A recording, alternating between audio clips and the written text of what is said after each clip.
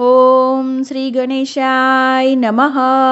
जय श्री कृष्ण मित्रों, आज के वीडियो में हम सुनेंगे उत्पन्न एकादशी या जिसे उत्पत्ति एकादशी भी कहा जाता है।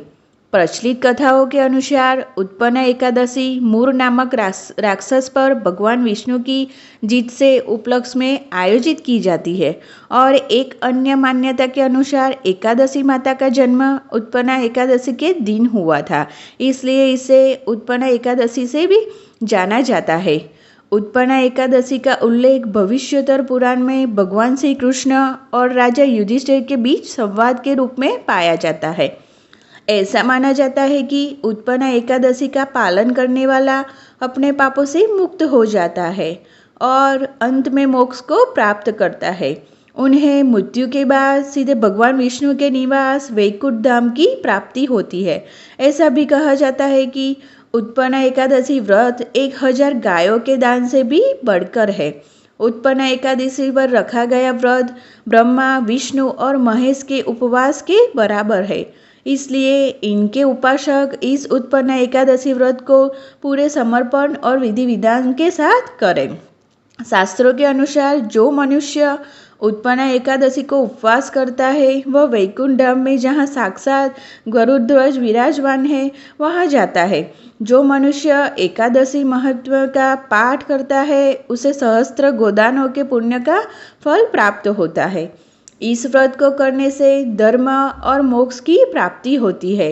मान्यता है कि इस व्रत के फल स्वरूप मिलने वाले फल अश्वमेघ यज्ञ, कठिन तपस्या, तीर्थों में स्नान दान आदि से मिलने वाला फलों से भी अधिक होता है।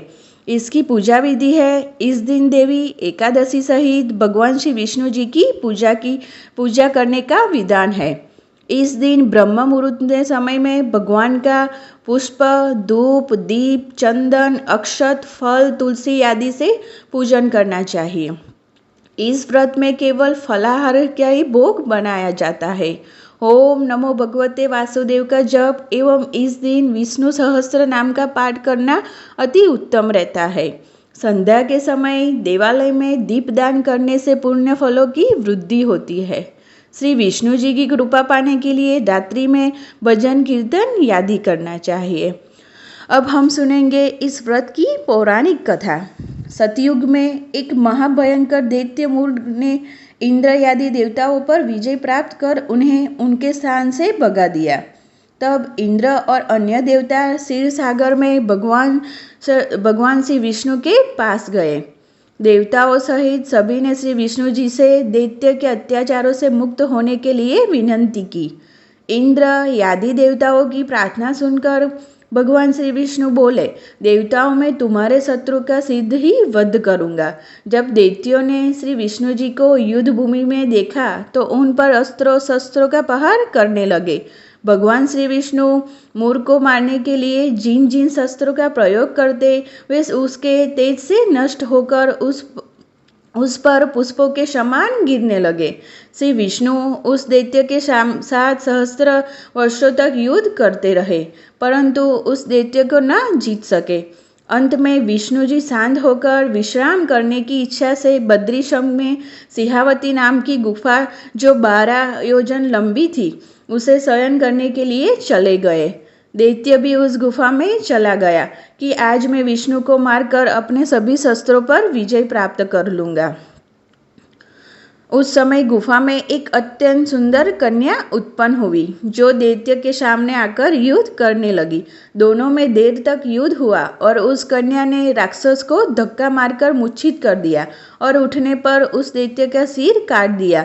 इस प्रकार वह दैत्य मृत्यु को प्राप्त हुआ। उसी समय श्री हरि की निद्रा टूटी।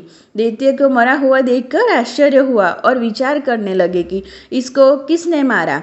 इस पर कन्या ने उसे कहा कि दैत्य आपको मारने के लिए तैयार था, उसी समय मैंने आपको शरीर से उत्पन्न होकर इसका वध किया। भगवान श्री विष्णु ने उस कन्या का नाम एकादशी रखा क्योंकि वह एकादशी के दिन ही विष्णु के शरीर से उत्पन्न हुई थी, इसलिए इस दिन को उत्पन्न एकादशी के नाम से भी जाने जाते। तो हरिभक्तों, आप भी इस पवित्र एकादशी का व्रत अवश्य कीजिए और मनचाहा फल प्राप्त कीजिए।